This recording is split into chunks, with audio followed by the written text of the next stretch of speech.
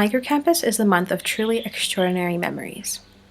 My name is Raine, and I, along with my Phenomenon Microcampus groupmates, left the sheltering cushion of Shanghai on April 30th to spend a month of our lives in Xizhou, located in China's southwest Yunnan province. In preparation for a month-long journey in a foreign place, we each had the responsibility of selecting a topic that alerted us for a project titled our Inquiry Project. When the microcampus process began, I didn't know which topic to choose. However, after contemplating my choices, the topic that I found most engaging was healthcare/wellness as experienced by locals. And I dug into this topic by specifically learning about the beliefs on traditional Chinese medicine and Western medicine in Xizhou. My reasoning for choosing this topic is that in the future, I aspire to have a career in medicine or a health-related career. I've always been interested in medicine and continue to be passionate about this area of work. Microcampus was the perfect time for me to go on a journey of self-discovery while simultaneously learning about my passion. My time in Xizhou holds an important place in my heart. I learned so much here and met so many friendly people. In order to share my insights about the medical care system in Xizhou, one might consider the healthcare options for a Western tourist in Xizhou, a Xizhou resident with a minor ailment, and a Xizhou resident with a serious illness. To begin with, the medical care system for Western tourists in Xizhou include many Western medicine options that tourists are accustomed to. During all of my conversations with my local contacts, I was informed that the locals of Xizhou are exposed to both Western medicine and traditional Chinese medicine. If a Western tourist were to come to Xizhou, they would most likely seek assistance at the local clinic in Xizhou, or with Mr. Zhang at a medical aid station in Sifangjie if they were sick. I conversed with Mr. Zhang at the medical aid station on day 13 of Microcampus. He is a certified doctor, and at the medical aid station where he works, he is in charge of the distribution of only Western medicine.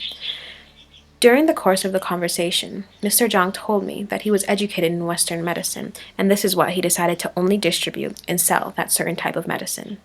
The medical aid station is like a pharmacy at first glance, but on the inside there are people taking IVs, and he prescribes medicine unlike a pharmacy and more like a clinic. He said that more and more people are using Western medicine because it is science-based, and Xizhou is becoming more integrated by Western medicine. Overall, my conversation with Mr. Zhang was a bit uncomfortable at first, because it took time for both of us to become accustomed to each other. However, as the conversation naturally progressed, both of us were laughing and smiling at each other like genuine friends. I learned from him that it takes time before someone can open up, and patience is key when connecting with others. From Mr. Zhao's point of view, who is a former farmer who works at his son's pharmacy, he believes that traditional Chinese medicine is better than Western medicine, but Western medicine has a shorter healing process. Most of my contacts said that the most beneficial methods of Western medicine are taking IVs, injections, antibiotics, and pills/liquids. About 8 years ago, patients used to take Western injections a lot, but now taking IVs has taken a place over injections because IVs bring in more money to the doctors.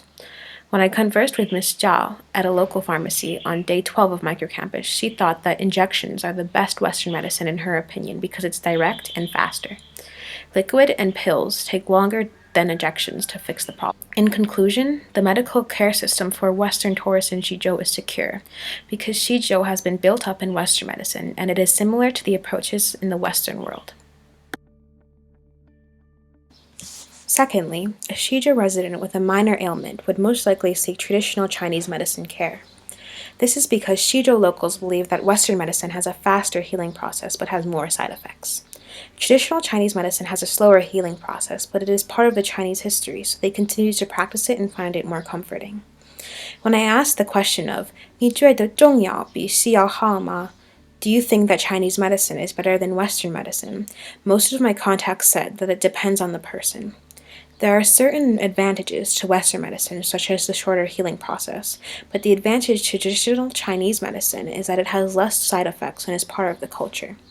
During my conversations with my local contacts, I often found that if I dug a little deeper into this question, they said that usually for smaller illnesses, locals would use TCM first.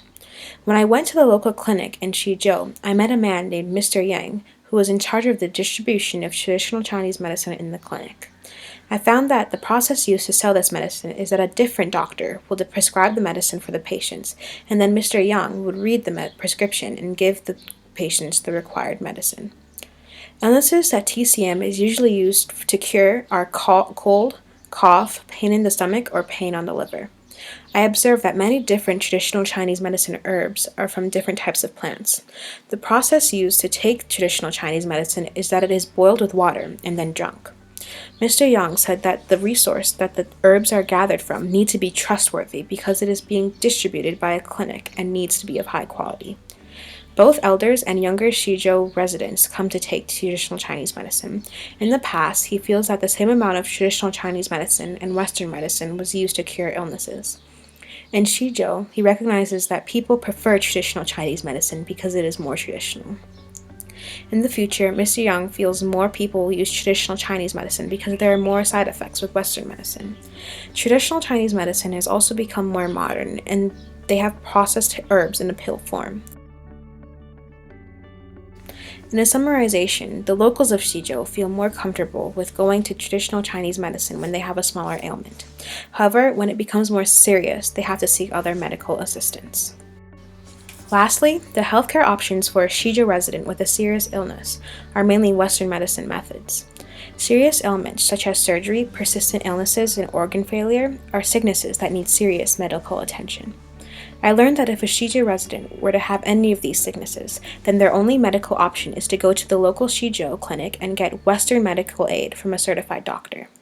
For Shizhou people, surgery is not a go-to option. Mr. Zhang told me that they are a bit wary of going to Western medicine immediately. At the clinic, they perform surgery if the patient needs surgery, but the doctor has to decide whether or not to give it to him. It depends on the situation of the body and the sickness. The doctor always knows what's best for the patient. If surgery is the only option, then it will be done. From Miss Linden's point of view, whom I interviewed on day 18 of Microcampus, believes that the medical system in Shizhou is very odd. It's scary not knowing exactly what you are getting. For example, in Western medicine, IVs are a very common source of medicine. The answer to Western medicine in Shizhou is IVs, even if they don't know exactly how it works. It's a go-to method. Some statistics are 180 RMB for a surgery. However, IVs before and after the surgery are around 600 RMB per day.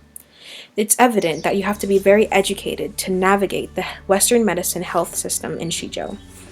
The Shizhou residents are very trusting of their doctors because they don't know that much about Western medicine, but they trust the doctors to deliver the best. Mrs. Linden believes that as an education in the community increases, the amount of Western medicine being used increases because it is evidence-based. Locals will trust Western medicine more because they know how it works.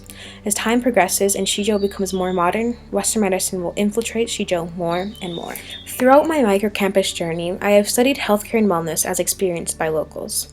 From making connections and having conversations, I learned about Western medicine and traditional Chinese medicine. As I reflect on my studies, what I learned falls under the categories of medicinal options for Western tourists, Shizhou residents with small illnesses, and Shizhou residents with a more serious medical situation. Microcampus was a month of memories, love, connections, and happiness. The lessons I learned will be carried with me for the rest of my life.